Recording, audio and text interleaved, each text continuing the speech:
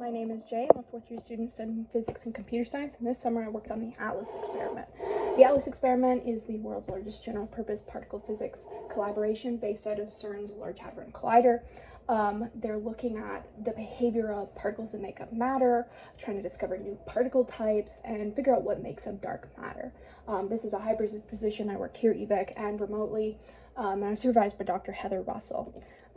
Specifically, I was contracted to work on miscellaneous software design and research projects for two groups on ATLAS, the CP-ALGS group and the same sign WWWZ boson group. I particularly worked on three main projects, which was the JSON comparison tool, PhysLight and N-tuple configuration data websites, and some energy efficiency research. Now, I would hazard a guess that most of you did not understand everything I just said, so here's some background information. At the LHC, there's a bunch of particles spinning around, they're being sent through a loop at high energies. And sometimes they collide, and we call these collision events. And then they explode into a bunch of smaller particles, which are picked up by the detector. This whole process can also be simulated using Monte Carlo simulation. And then both of these collected data sets are sent to ATLAS collaborators so that they can interpret and analyze the data. It's important to note that there's a lot of data being taken at any given moment. There's a lot of it, and it's also very complicated data. So it's important to reconstruct this data into easily readable and interpreted data formats.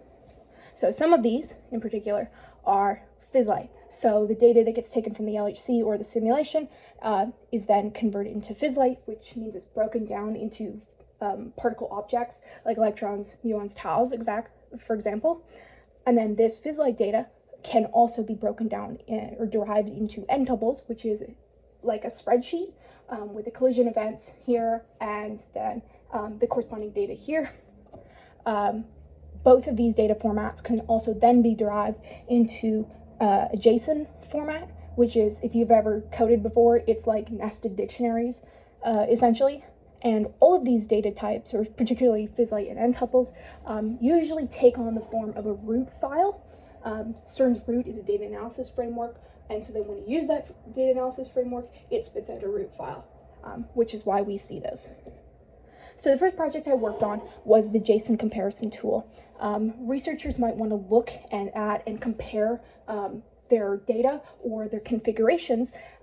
So I built this tool so that somebody could upload two JSON files, and then it would output the difference in like a neat, nice looking thing. I wrote this in JavaScript so the files could be directly compared on the website, and then it would just spit it out on the website. This meant that the tool could be completed and then integrated into the second project that we'll talk about. Here's some of the code I wrote. It was a very long project, so this is just a snippet. I also have this short demonstration of how the tool works. So you choose two files, and then you could view it as a table or drop down. You can download the CSV file.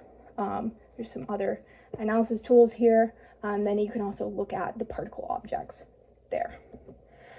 The second project I worked on were some configuration data websites.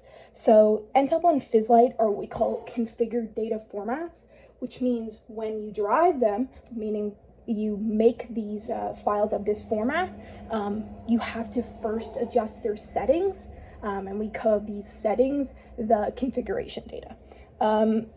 And different settings, different configuration data will lead to different results.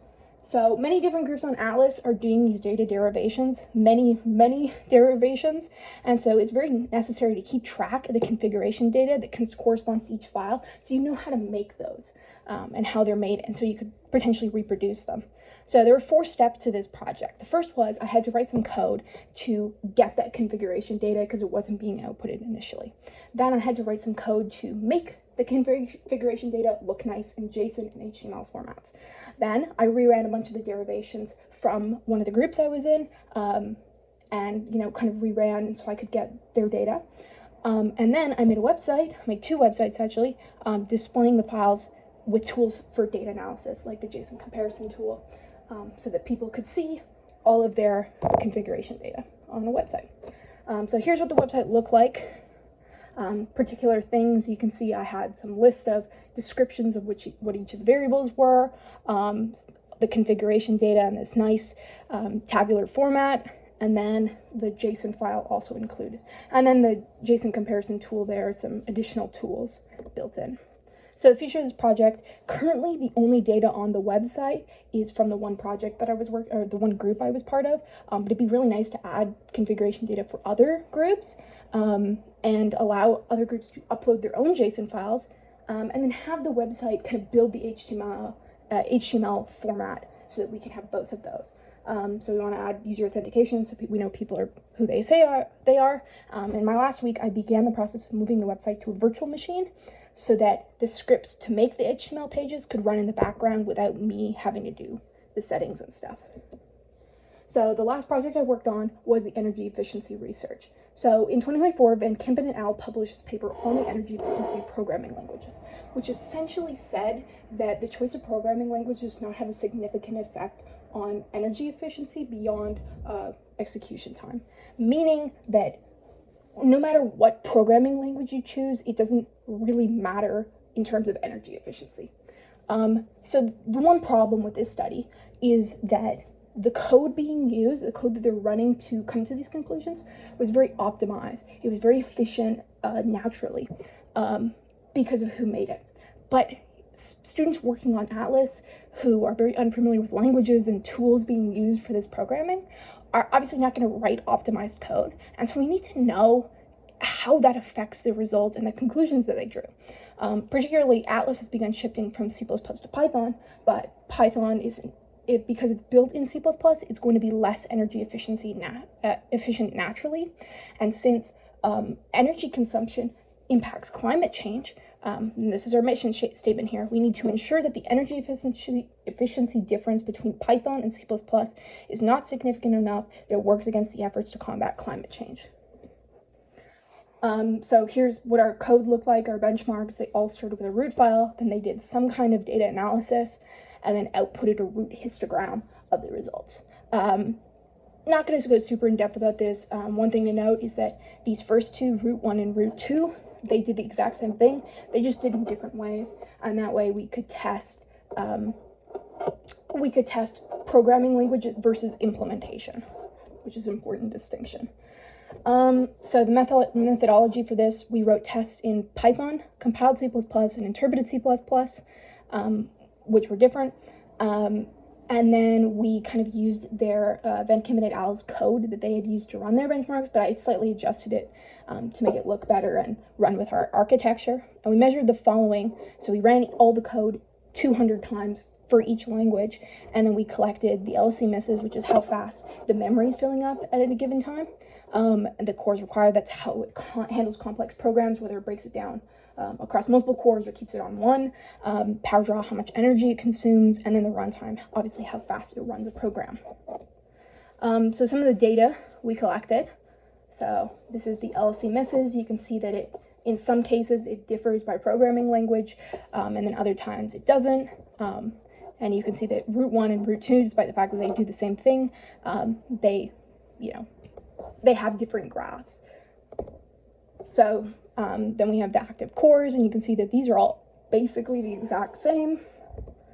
We also have the runtime and energy consumption. You can see that compiled C++ there is obviously the lowest by far, and then interpreted C++ and Python are like similar. In our last plot here, average power draw. So conclusions we came to, or that were supported by our results, essentially we found that compiled C++ is by far the most efficient language. It's the fastest language. It requires the least memory. And then Python and interpreted C++ basically did the same every time. Sometimes there were a bit differences, but there wasn't a consistently better language between the two of them. But we also noticed that coding languages have very similar power draw ranges, meaning they all kind of worked exactly the same. These conclusions essentially support the conclusions that Van Kempen et al. Came to, that programming language does not super have an effect on the energy efficiency. And so the problem is there were some limitations for this, so we need to address in the future. First of all, we need to get more benchmarks written, so we want to get more students other than me to write some benchmarks. We also want to adjust the plots a little bit, adjust the hardware a little bit, and then publish the results in a paper with some recommendations for Atlas for what to do. And that is the end of my talk. Thank you so much.